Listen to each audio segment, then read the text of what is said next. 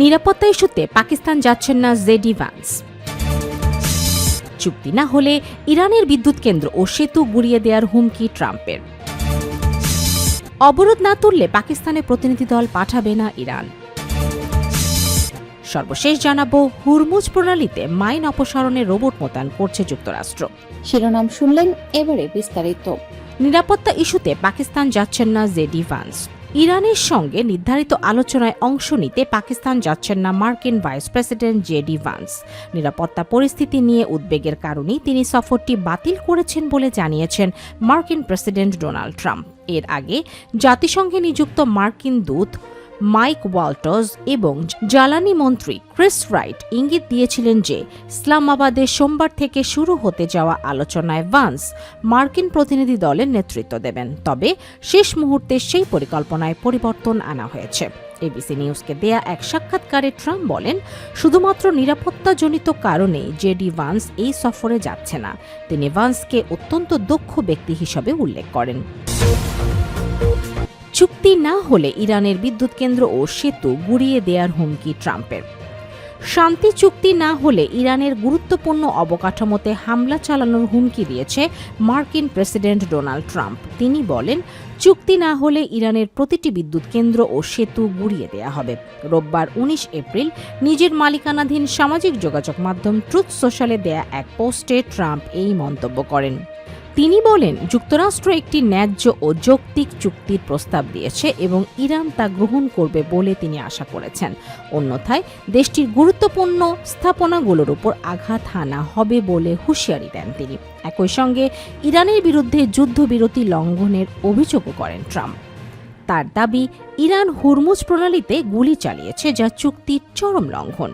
Trump আরও অভিযোগ করেন, ইরান একটি ফরাসি জাহাজ এবং যুক্তরাজ্যের একটি মালবাহী জাহাজকে লক্ষ্য করে গুলি ছুড়েছে। এছাড়া হুরমুজ প্রণালী বন্ধ করে দেয়ায় ইরানের ঘোষণার সমালোচনা করে তিনি বলেন, যুক্তরাষ্ট্রের অবরোধের কারণেই প্রণালীটি কার্যত বন্ধ রয়েছে এবং এই ঘোষণার মাধ্যমে ইরান উল্টো যুক্তরাষ্ট্রকেই সহায়তা করছে। অবরোধ না তুললে পাকিস্তানে প্রতিনিধি দল পাঠাবে না ইরান। ইরানের উপর আরোপিত মার্কিন নৌ অবরোধ বহাল থাকা অবস্থায় কোনো ধরনের শান্তি আলোচনায় অংশ না নেওয়ার কঠোর সিদ্ধান্ত নিয়েছে তেহরান।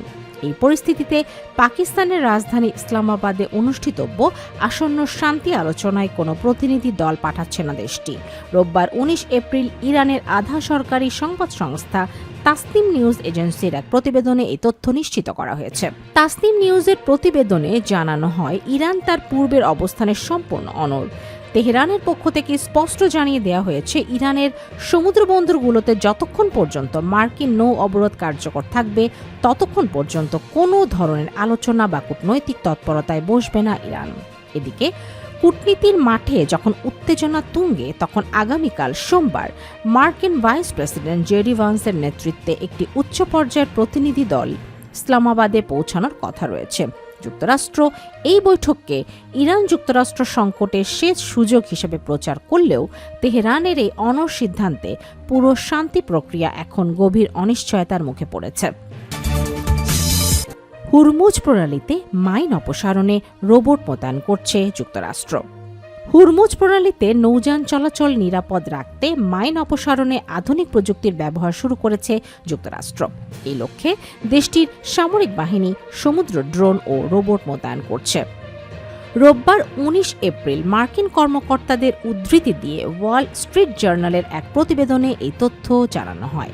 প্রতিবেদনে বলা হয়েছে, প্রণালীটিতে মাইন শনাক্ত ও অপসারণে মানবচালিত এবং মানববিহীন উভয় ধরনের প্রযুক্তির সমন্বয় ব্যবহার করা হচ্ছে। সামরিক বিশ্লেষকদের মতে, দ্রুত মাইন শনাক্ত করার পর বিস্ফোরক বস্তুগুলো ধ্বংস করতে সমুদ্র রোবট পাঠানো হচ্ছে। এতে সময় অনেক কম লাগছে। মার্কিন নৌবাহিনীর সাবেক ভাইস অ্যাডমিরাল কেভিন ডোনেগান জানান, মানববিহীন ড্রোন ব্যবহারের ফলে কয়েক সপ্তাহের কাজ এখন কয়েকদিনের মধ্যেই সম্পন্ন করা সম্ভব হচ্ছে। অন্যদিকে যুক্তরাষ্ট্রের সঙ্গে সামরিক উত্তেজনার প্রেক্ষাপটে ইরান দাবি করেছে যে তারা সংঘাতে বিজয়ী। দেশটির পার্লামেন্ট স্পিকার মোহাম্মদ বাঘের গালিবাফ বলেন, নিজেদের শর্ত পূরণ হওয়ায় ইরান কেবল অস্থায়ী যুদ্ধবিরতিতেই সম্মত হয়েছে।